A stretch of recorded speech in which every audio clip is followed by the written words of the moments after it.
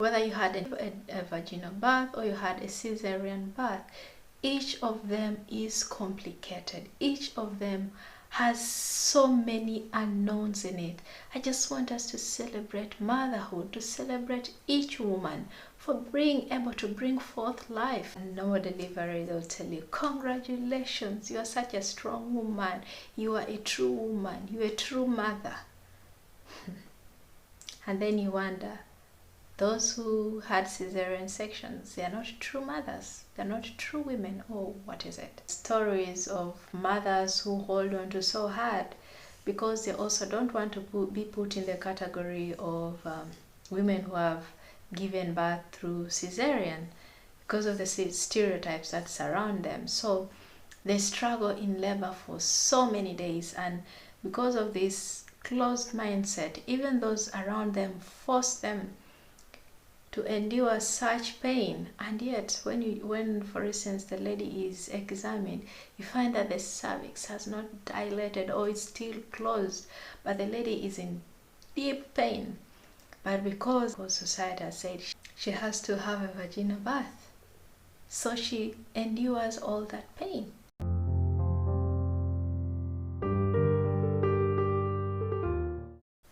Hello, welcome. I am Theodora. Here I talk about real life experiences for inspirations. Today I'll be talking about shaming mothers for having a cesarean birth. In my humble opinion, I think the way a child is born doesn't really matter as long as the mother and the child are safe and are healthy, whether it's a cesarean birth or it is a vaginal birth, it's okay.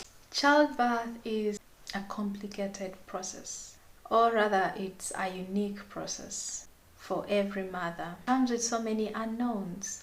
We have lost many mothers and children and babies at childbirth, regardless of whichever childbirth method has been used. I think maybe what we should be concerned with is the health and well-being of the mother and the child, and not necessarily how the mother delivers the child. I'm basically talking about this because of the stereotypes that have been attached to cesarean birth, to the mothers who have cesarean birth. They are called to be lazy, they think they are proud. Sometimes they think that they are not mothers enough because they do not have a vaginal birth, which is not the case. And it's so unfortunate that this stereotype about mothers who give birth through cesarean is being promoted by fellow mothers, by fellow women, which is so unfortunate. Instead of us encouraging each other, we are poking at each other's situations. Cesarean birth, usually it's by choice for some mothers, and it's okay. Sometimes it's because of pre-existing maternal conditions that require that a mother may have a cesarean birth so that both her and the baby are safe. Or sometimes it's an emergency C-section when the child is maybe tired. Generally it's done to save life. We've heard of stories of mothers who hold on to so hard because they also don't want to be put in the category of women who have given birth through cesarean because of the stereotypes that surround them. So they struggle in labor for so many days, and because of this closed mindset, even those around them force them to endure such pain. And yet when for instance the lady is examined, you find that the cervix has not dilated or it's still closed, but the lady is in deep pain.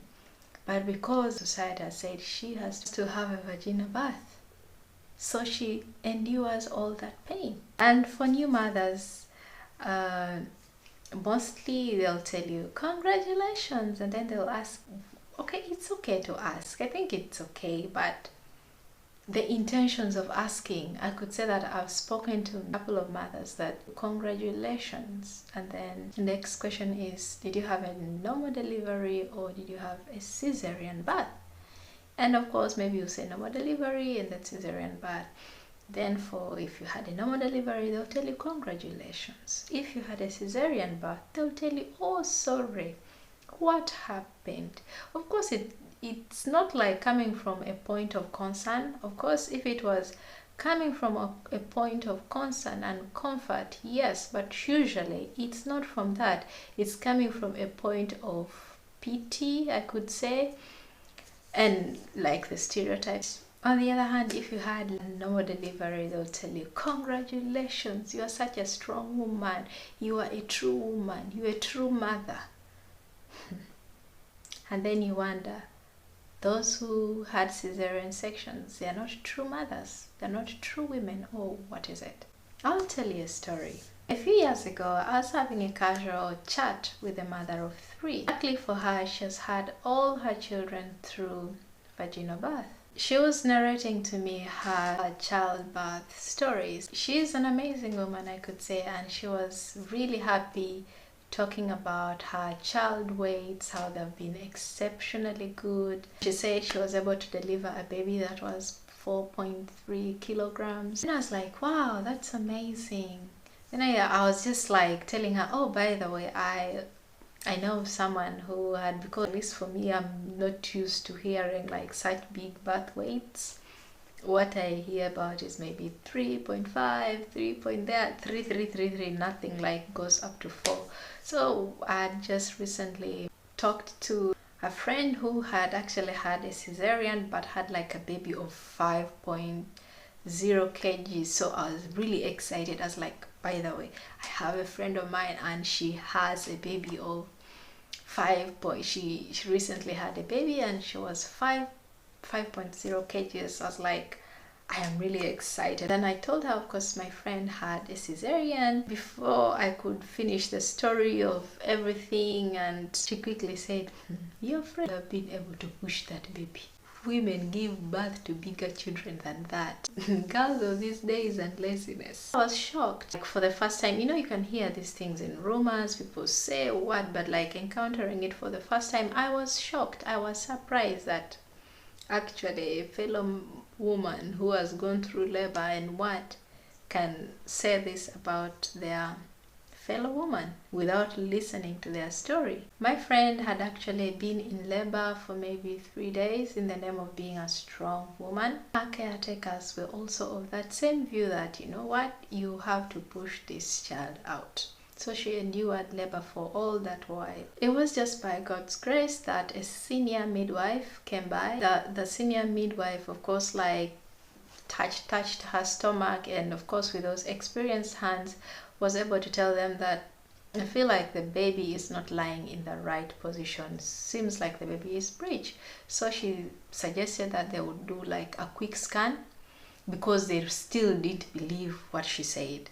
So they did a scan, and guess what? The baby was actually breech, and the baby was big. 5 kilograms is big. They took her in for an emergency C-section. Also, after the emergency C-section, of course, baby and mother were perfectly fine. But a few days after that, she had sepsis. Sepsis is when the incision is cut from the woman's belly and they take out the baby. When it is stitched back, then after a few days it opens up, like the wound opens up, and then sometimes can be oozing with blood or pus. That is what is called sepsis. So she experienced a couple of those. Yeah, I was not able to tell the strong African woman the troubles that this my friend went through. As mothers, as women, not to look on each other for their circumstances or for whatever choices that happen. Some of them they choose, some of them they don't. Like a mother giving birth through cesarean, we shouldn't ashame mothers just because they gave birth through cesarean section. I still think that there is a lot depending on whether you had a vaginal birth or you had a cesarean birth. Each of them is complicated. Each of them has so many unknowns in it. I just want us to celebrate motherhood, to celebrate each woman for being able to bring forth life. For instance, for the mothers who have vaginal birth, many of them will not come out and speak about the troubles that they go through, because the troubles that they go through, they keep them private. Whereas a woman who has had a cesarean birth, you cannot easily keep it private, because they will keep asking you about it. What kind of birth did you have?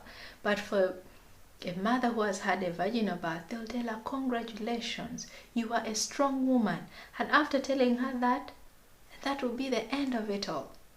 The mothers who give birth through vaginal birth, since if they have a narrow birth canal, the child has risks of having brain damage. Other moms who have had like hemorrhoids during pregnancy, sometimes at birth when they are pushing out the baby, that part can even come out. And like after delivery, for some mothers, that still keeps coming out, and it's worse. Like whenever they go to the bathroom, it comes out. Some of them cannot control their urine flow. It just keeps coming. Someone coughs and then pee comes, even if they don't want. They have to go through severe pain of like the stitches. Of course, it's part of delivery. They have to go through the stitches, but some of them undergo like deep tears that they need to be sewed several times. Taking care of those tears and healing is not easy. So every birth method or process has complications. Just as the cesarean mother will struggle with headaches, will struggle with back pain, healing process may take longer, because a mother who gives birth, has a vaginal birth, maybe after 1, 2, 3 days or a week, she may be able to continue doing her work normally. Whereas for a cesarean mother, it may take up to 3 months for her just to start walking well, or maybe getting back to herself with her internal parts getting healing. So every delivery method is complicated. So we should not be looking at each other as one is stronger, one is better. The end thing is we have brought forth life. How do we support each other in healing, in emotional support? Because after birth, there are other things that come. Postpartum depression. How do you take care of yourself after birth? How do you take care of the child? There are so many things we can support each other through that, instead of shaming one category of mothers. Each one of them has their own cup of challenges. For other mothers who have had vaginal birth, you can find that the placenta for some reason refuses to come out. And guess what? A minor operation has to be done for that placenta to be removed. It doesn't matter how a mother delivers. Let's just celebrate them, encourage them in their differences. And it's okay whichever delivery method you have, childbirth method you've chosen, but always be open to whichever delivery method you may encounter. You could go back and watch one of the series that I shared on mental preparation for childbirth. When you get out of home, you just do not know what happened during the delivery process. So be open to either, if all goes well, you can have a vaginal birth. And in case a C-section is required, please do not harden your heart. Be open-minded. It will not change, how can I say, of course it can change a few things, but it's okay to have a cesarean birth. It's also okay to have a vaginal birth. All have risks. Just be open to whichever may come at whatever time, depending on the prevailing circumstances. All mothers there, thank you. We are proud of you. I am proud of you. Be proud of yourself in whichever way you had your baby. I want all the others to know that there is no easy way to give birth. All have huge risks, and all are life-threatening. Let's celebrate motherhood. Let's celebrate mothers. Let's honor mothers, irrespective of the kind of way they had their babies, even if it may not be your ideal choice. Thank you for joining me today. I hope to see you next week.